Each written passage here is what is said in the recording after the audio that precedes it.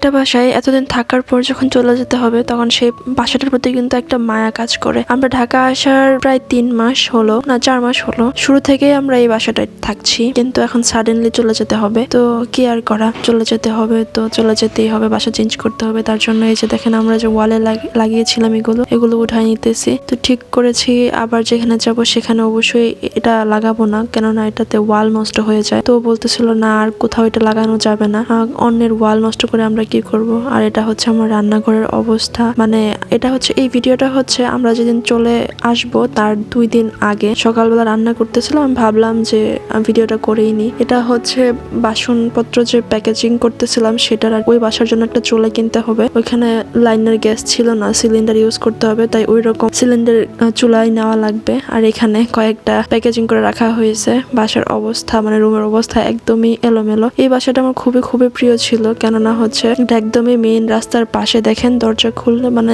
এটা হচ্ছে আমাদের বারান্দা থেকে ভিউ, নিচে একদম সবকিছু পাওয়া যেত। এর জন্য এটা আমার কাছে খুবই ভালো লাগতো। তার মধ্যে আমরা থাকতাম আবার 2 তলায়। তো ভাবলাম আজকে ভিডিওটা করে রাখি, কেননা এটা ঢাকা আসার আমার প্রথম বাসার ভিডিও। আর এটা তো আমি সেদিন ফুলকপির তরকারি রান্না করেছিলাম।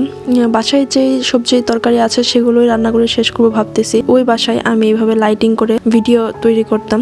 যাই হোক, আপনারা কেউ হাসাহাসি করবেন না, যেহেতু আমি এখনো রিং লাইট নিইনি, তার জন্য আমাকে এইভাবেই করতে হবে, কেননা এটা তো নতুন বাসায় আর নিয়ে যাওয়া যাবে না। ফ্রিজে যেটুকু মাংস আছে সেগুলো নিতে নিতেই পচে যায় কিনা আমি সেটার ভয়েই ছিল। যাই হোক, এখানে ফুলকপিগুলো ভালোভাবে ধুয়ে নিতেছিলাম। আসলে আমরা মেয়েরা যেখানেই যাই না কেন, যেই বাসায় থাকি না কেন, সেটাকে আমরা নিজের মনের মতো করে নিই। মেয়ে না ছেলে সবাই, আমরা সবাই এরকম করি। আমার কেন জানি না সেখানে থেকে আসতে খুবই কষ্ট হচ্ছিল, যে এখান থেকে আমাদের বাসাটা চেঞ্জ করতে হবে, আবার নতুন বাসায় গিয়ে উঠবো, সেখানের মানুষজন বা কেমন হয়। আসলে ঢাকাতে তো কেউ কাউকে আমরা চিনি না, জানি না, তারপরেও হচ্ছে এতটা বন্ধুত্বপূর্ণ হয় না কেউ।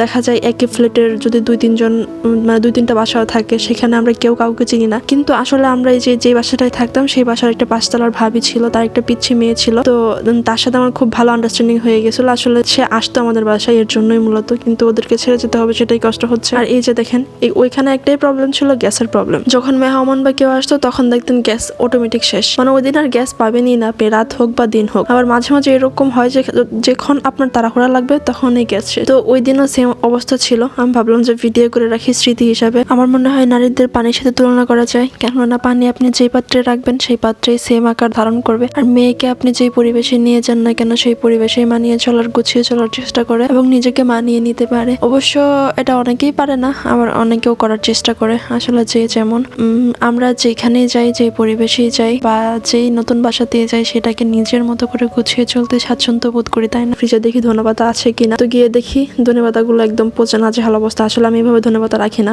বক্সে ভরে কুচি করে, আপনারা তো দেখেইছেন যে সুন্দর করে কুচি করে ডিপ ফ্রিজে রেখে দেয়, সেটাতে অনেক দিন পর্যন্ত সংরক্ষণ করে রাখা যায় এবং তরকারিতে দিলেও ভালো স্মেল আসে। কিন্তু তখন আলসেমের জন্য হচ্ছে আমি এটা করেই নাই। তো তারপর এখানে আমার জিনিসপত্রগুলো ধুইতে হবে। এই যে আপনারা বলেন যে সংসারে কি কাজ, আসলে যে খাওয়া দাওয়ার পরে যে এক গাঁটটি বাসন কোসন হয় সেটা তো কেউ ধুইতে হয়, তাই না?